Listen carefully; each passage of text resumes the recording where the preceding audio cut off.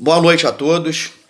Para quem não me conhece, meu nome é Américo França e falo hoje, dia 8 de maio de 2020, por volta das 21h24.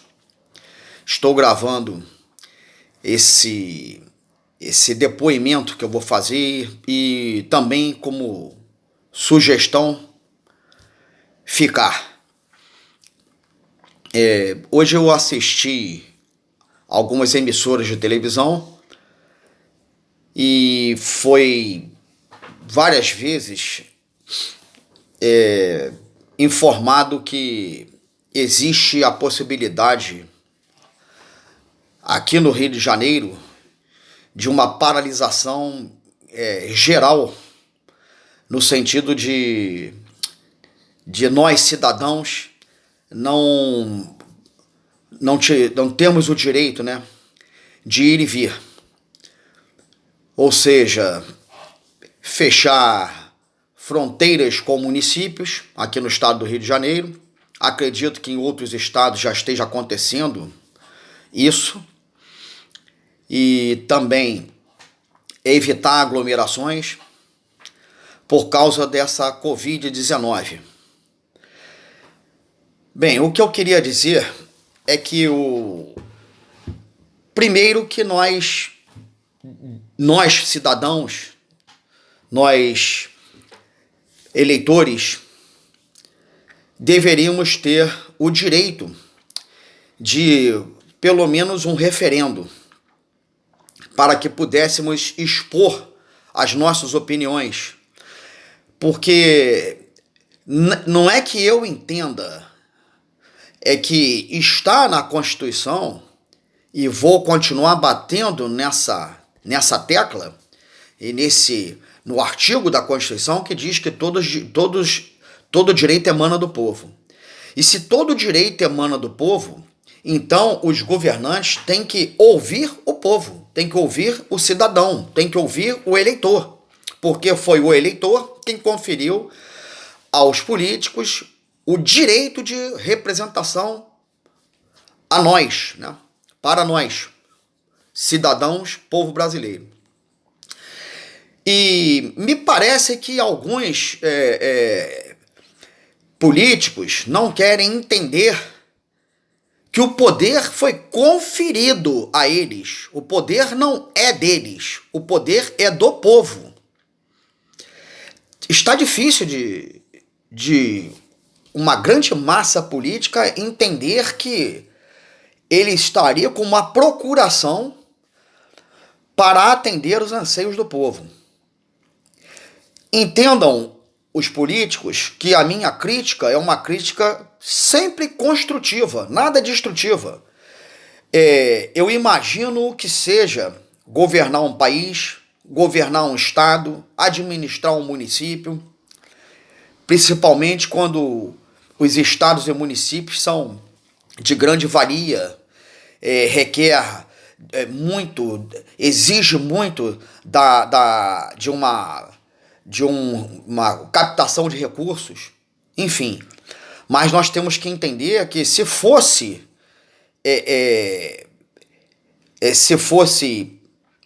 fazer alguma coisa em benefício do povo, e para se fazer alguma coisa em benefício do povo, do eleitor, é preciso que atendamos o que está na Constituição.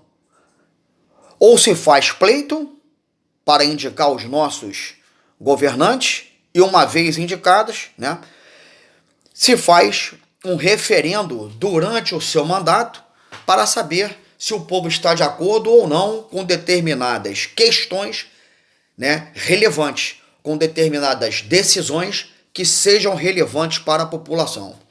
O que não se pode, e acredito que muitos juristas e muitos entendedores do direito saibam disso, é que nós não podemos tolir o direito de ir e vir do cidadão, porque isso é uma garantia constitucional.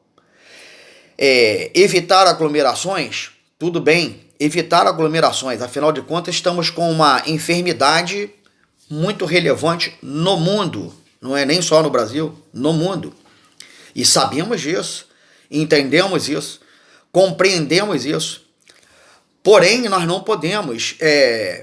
Primeiro foi, aqui no Rio de Janeiro, no caso do Rio de Janeiro, primeiro foi evitar aglomerações. Num segundo momento, além de evitar aglomerações, também se manter distância de determinado cidadão, né? 1 metro de distância, 1,5 metro de distância, 2 metros de distância, enfim. Os mercados atenderam, os supermercados, a rede de supermercados, atenderam a essa exigência, né, a essa determinação. Então, os supermercados estão, inclusive, com a marcação, né, em distância um do outro, uma fila do supermercado para pagar suas compras. Depois, num terceiro momento, veio a famosa máscara, que até agora eu não entendi por que nós temos que importar a máscara da China, aonde tudo começou desde lá de trás, 2003. Mas tudo bem, não vamos entrar nesse mérito. Então é colocar a máscara.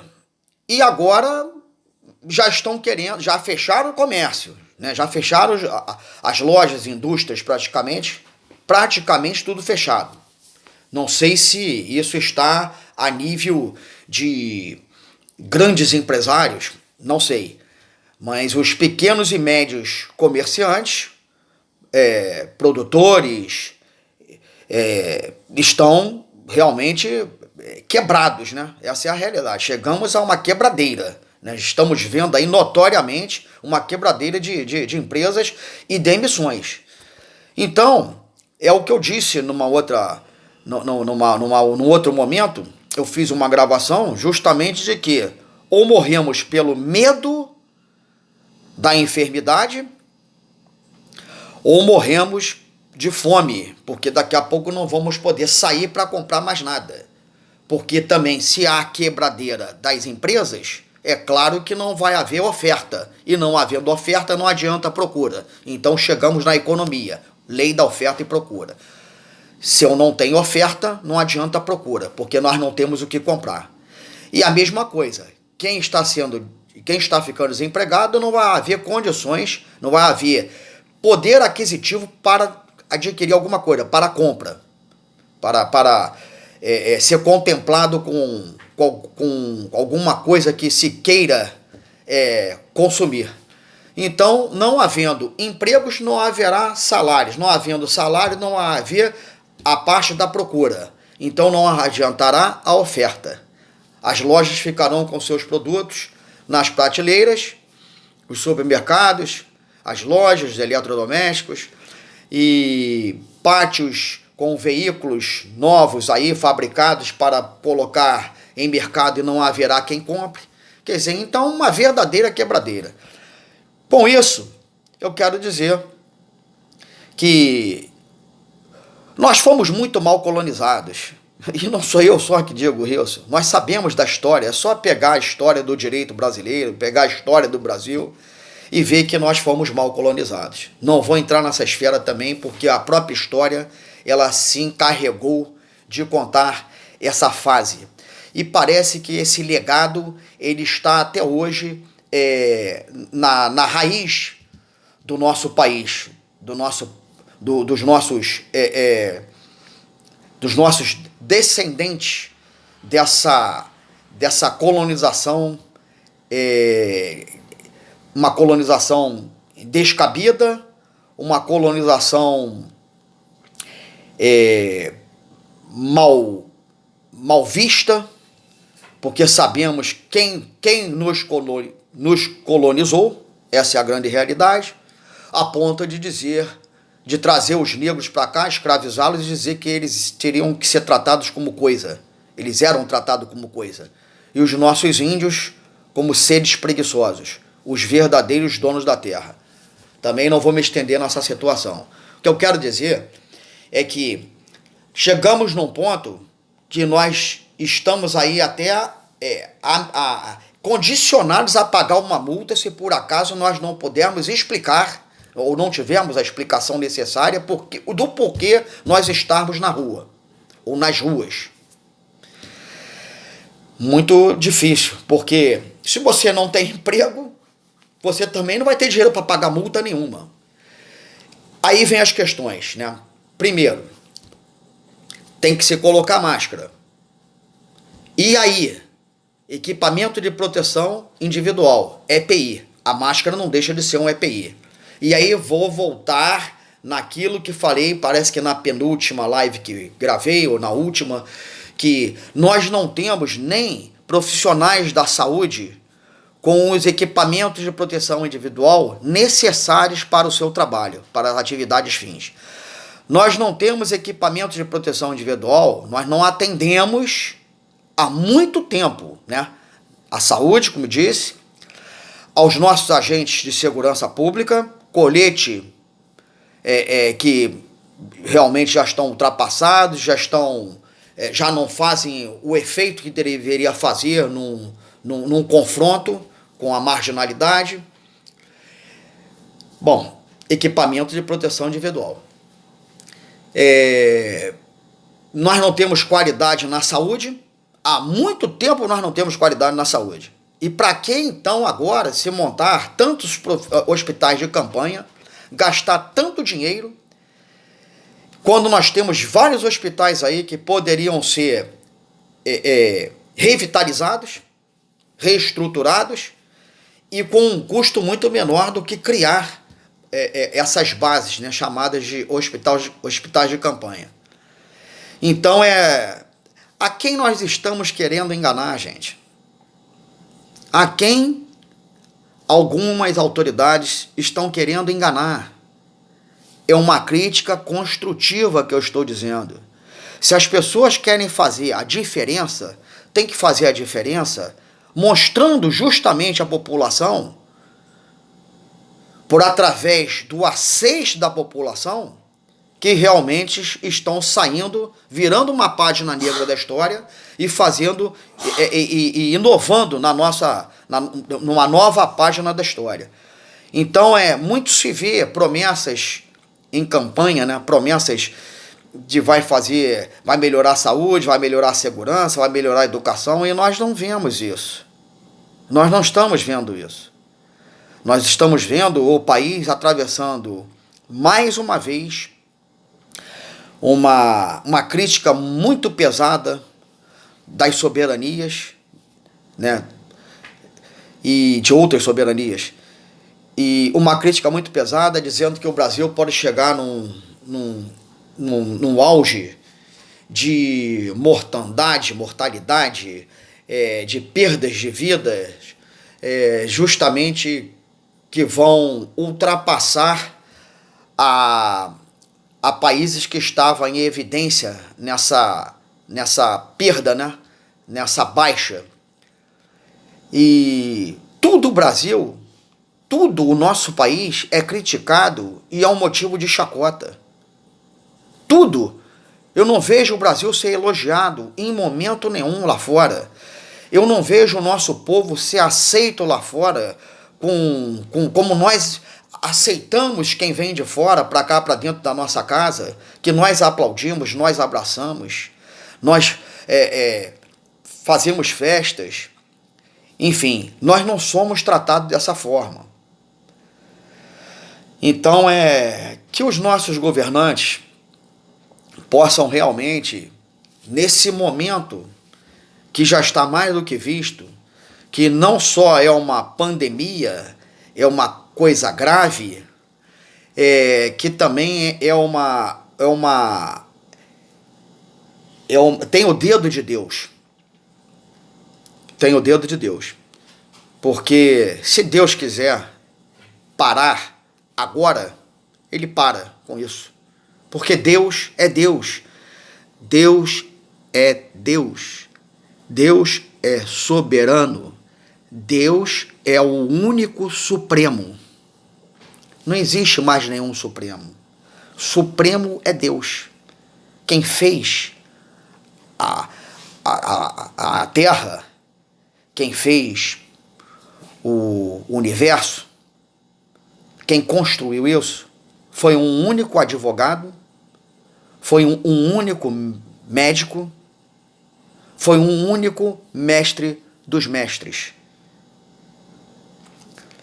Então, por favor, autoridades, nós que votamos nos senhores, pedimos, como uma crítica construtiva que fazemos, pedimos, rogamos a vocês que olhem pelo povo, que deem condições, por através de um referendo, de saber o que é que a população quer. Se a população quer ficar enclausurada, quer ficar trancafiada dentro de casa, ou se a população, claro, democraticamente a maioria, decidindo voltar ao trabalho, que se volte ao trabalho. Porque, senhores, higiene, desde que nós nascemos, nós temos que fazer a nossa higiene. Coisa mais suja do que o dinheiro, eu acho que não existe. Porque o dinheiro, o papel, a moeda, ela passa de mão em mão, ela cruza países, enfim. Então, é a coisa mais suja que tem. Ela passa na mão de pessoas que têm higiene, pessoas que têm determinadas doenças, contagiosas, inclusive. Quer dizer, o dinheiro é a coisa mais suja que tem no nosso planeta. Então, a higiene tem que ser feita todo dia, desde a hora que nascemos, certo? Se nós, por acaso, se nossos pais não tiverem nenhuma higiene, nós também já podemos nascer com alguma enfermidade, com alguma doença, e às vezes até grave. Por quê? Por falta de higiene. Então, que nós nos debrucemos nos hospitais, que esse dinheiro que está sendo gasto com hospitais de campanha, que sejam investidos, revitalizados, como eu disse, os hospitais. Como aqui no caso do Rio de Janeiro, onde eu estou, vou dar como exemplo, revitalizar um Gafra-Enguille, que já foi um hospital por excelência, um Pedro Ernesto, que já foi um hospital por excelência, um hospital do Andaraí, que foi referência, inclusive, em queimaduras, um Souza Aguiar, que hoje pega pessoas, inclusive, da Baixada Fluminense, um Souza Aguiar que está no centro da cidade, na capital do Rio de Janeiro, que atende a pessoas, inclusive, da Baixada, vem gente de tudo quanto é canto.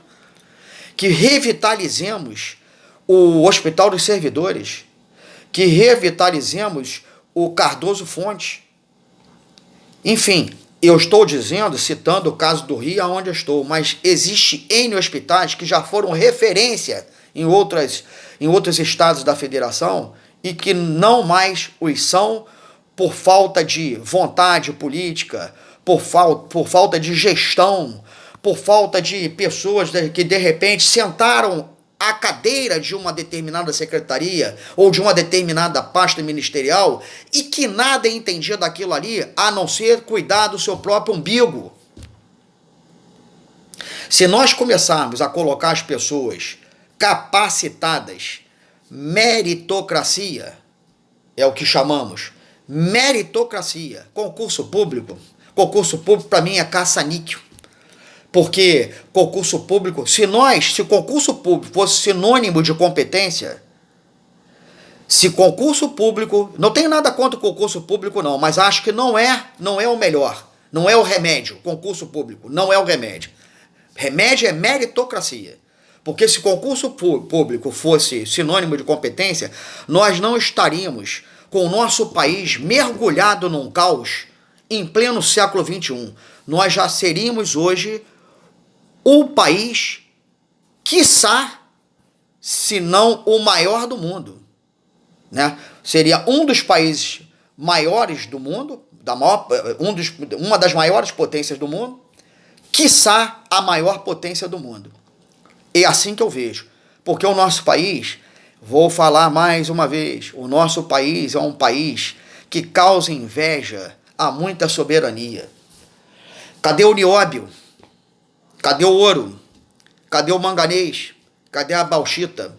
Cadê as fontes naturais de água potável? Cadê a nossa flora medicinal? A nossa fauna riquíssima, que é inclusive o equilíbrio da natureza, né? Tudo é o equilíbrio da natureza. Há um porquê, o equilíbrio da natureza. Então, cadê? Se nós tivermos um pensamento voltado justamente para a transparência, para a responsabilidade, nós podemos fazer com que essa pandemia saia do nosso país o mais rápido possível, porque eu acredito que nós temos, sim, muitos profissionais à altura e sem nenhuma sombra nenhuma sombra de dúvida, eu digo que a Fundação Oswaldo Cruz é uma tremenda instituição com cabeças pensantes ali que podem fazer a diferença, sim.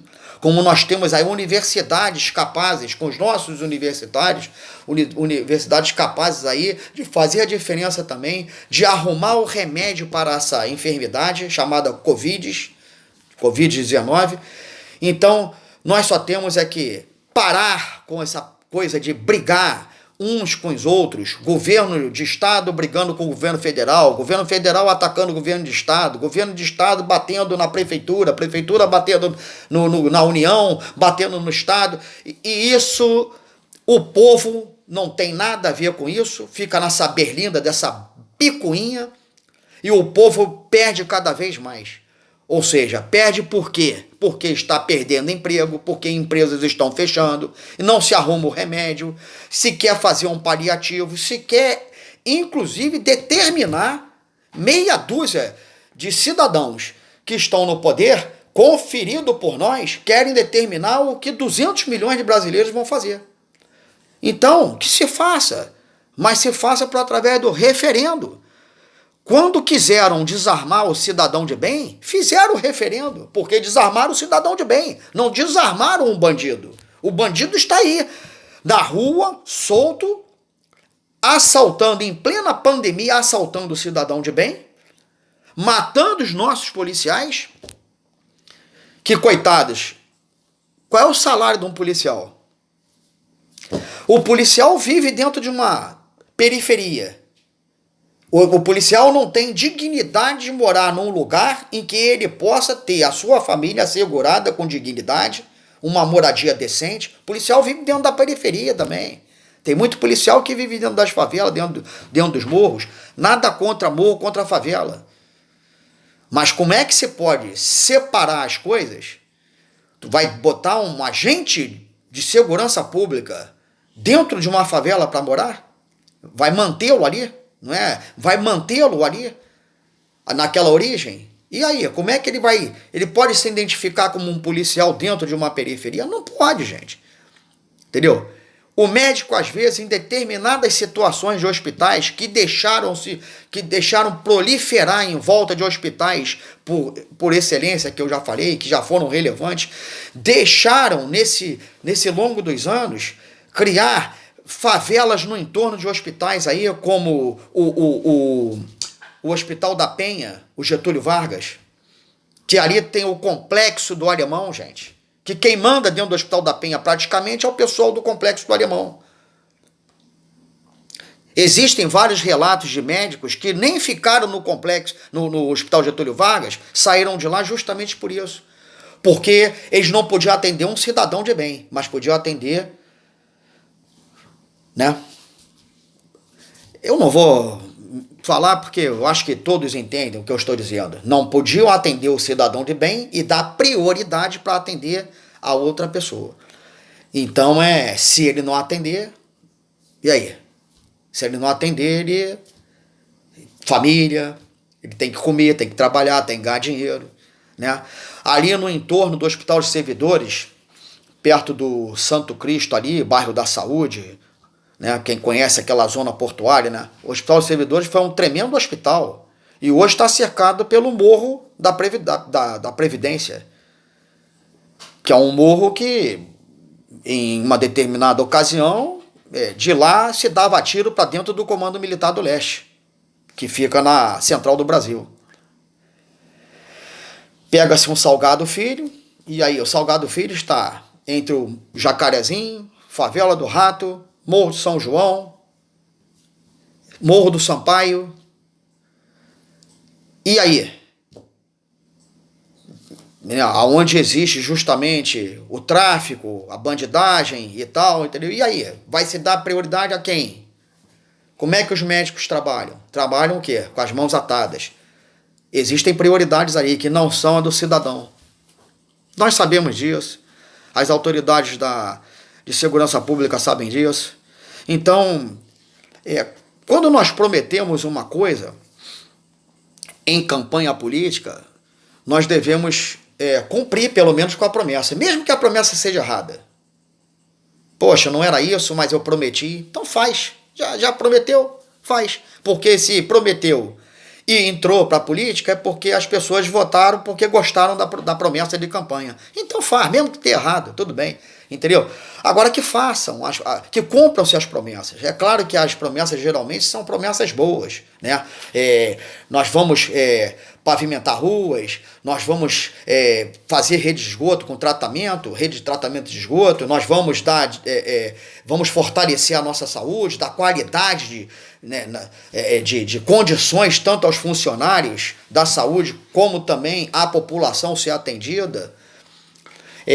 Nós vamos tratar nossa segurança pública com dignidade, nós vamos dar aumento ao servidor, Gente, as coisas só funcionam quando a via de mão dupla está em paz. É como os poderes. Os 3 poderes são harmônicos e independentes entre si. Simples assim.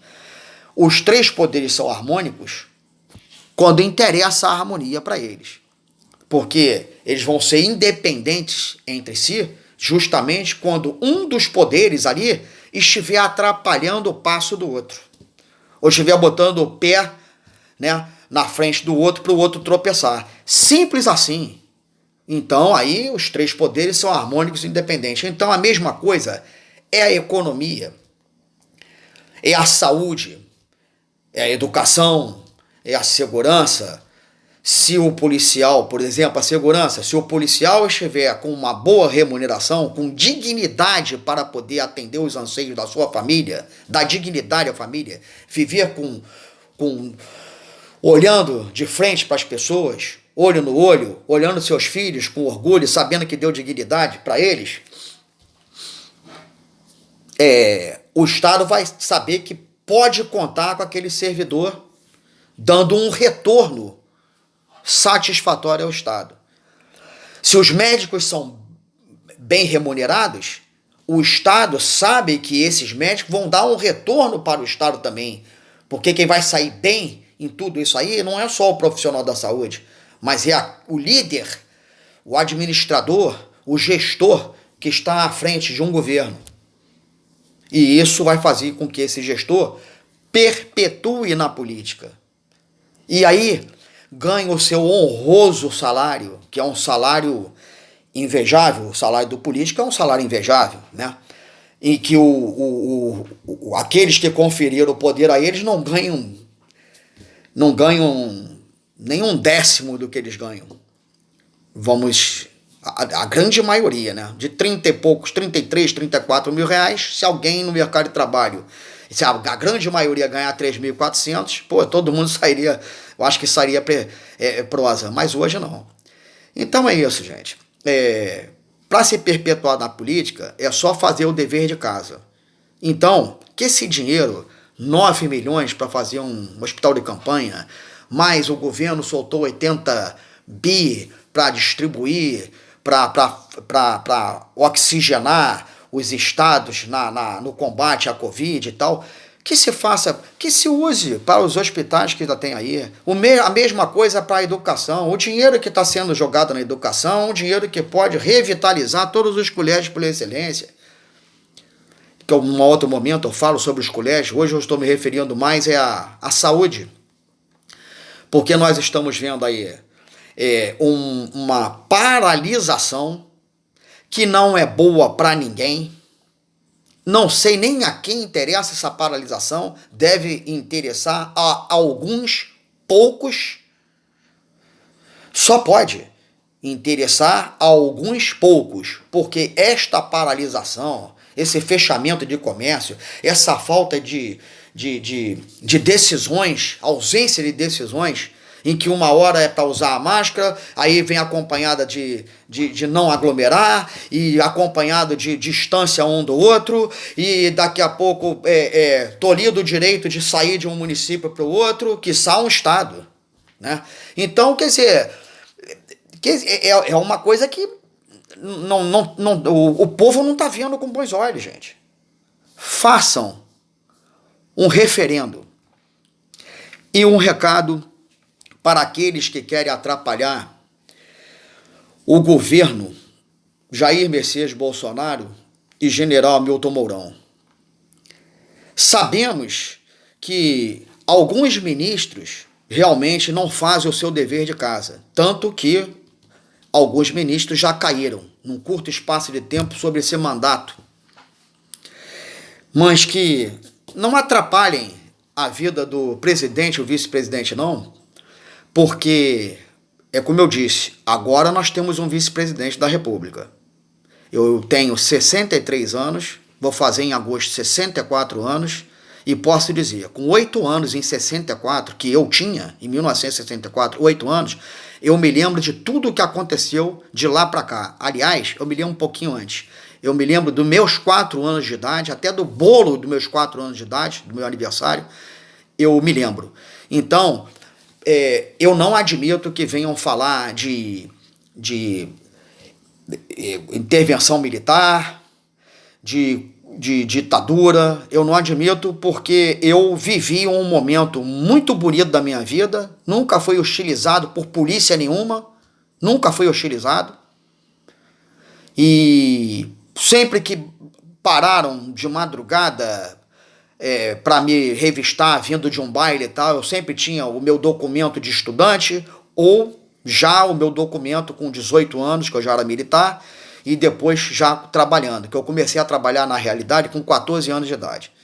Então eu não admito que se fale em ditadura militar, porque eu servi a minha pátria, servi, tenho honra de ter servido, e não me arrependo de ter servido, pelo contrário, eu aprendi muita coisa.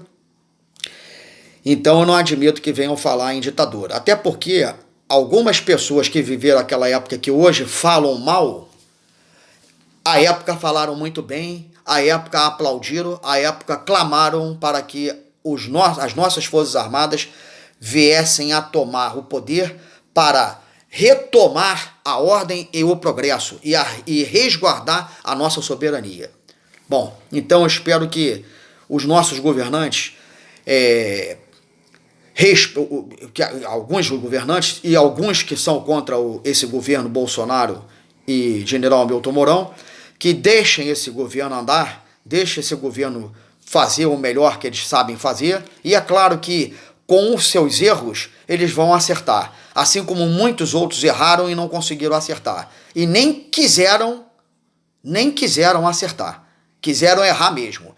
Por isso nós temos aí 3 poderes aparelhados que nós não podemos, incomodando justamente ao caminhar do nosso povo. Isso não é bom para ninguém, porque todos nós estamos indo para a beira do abismo, independente de esquerda, de direita, que eu não sou esquerda nem direita.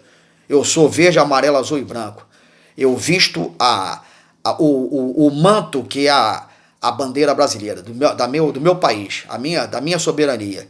Essa é a minha... E o bem que eu quero é o bem comum, é o bem de todos. Se o meu filho pode estudar num bom colégio, que os filhos dos nossos irmãos pátrios estudem num bom colégio. Se os meus filhos podem ter uma boa alimentação, que os filhos dos meus irmãos pátrios também tenham uma boa alimentação. Se meus filhos e minha família têm uma atenção, uma assistência de qualidade da saúde, que todos os meus irmãos pátrios tenham também uma boa assistência para a sua família com relação à saúde. Esse é o meu modo de pensar, esse é o meu recado. Aqueles que estão me vendo e ouvindo, que realmente entendam o que eu estou falando, certo? Vamos procurar fazer o dever de casa. Se nós fizermos o nosso dever de casa, entendeu? Fazendo com que a população esteja satisfeita, pode ter certeza que esses senhores vão perpetuar na política. Simples assim. Bom, então meus respeitos ao governo do Jair Messias Bolsonaro e do general Hamilton Mourão, meus respeitos principalmente ao general Hamilton Mourão, do qual eu conheço pessoalmente, E espero que as pessoas não atrapalhem. Quem não quiser ajudar, que não atrapalhe. E aproveitando o momento para desejar esse domingo que se aproxima, dia 10 de maio, o Dia das Mães, feliz Dia das Mães, dentro da medida do possível, porque as famílias não vão poder se encontrar, né? Assim está aí sendo determinado por causa das aglomerações que não poderão acontecer, mas que todas as mães se sintam abraçadas e que nós possamos realmente receber um presente a partir do dia 10 de maio de 2020, próximo domingo, Dia das Mães, que as mamães possam receber um presente e que os provedores de família, todos independentes de serem pais ou mães, que realmente recebam esse presente, que é justamente sobre a qualidade de vida, sobre o direito assegurado de ir e vir e de respeito ao próximo, principalmente respeito ao próximo em todas as esferas da respeitabilidade. Uma boa noite a todos, obrigado a todos por me ouvir.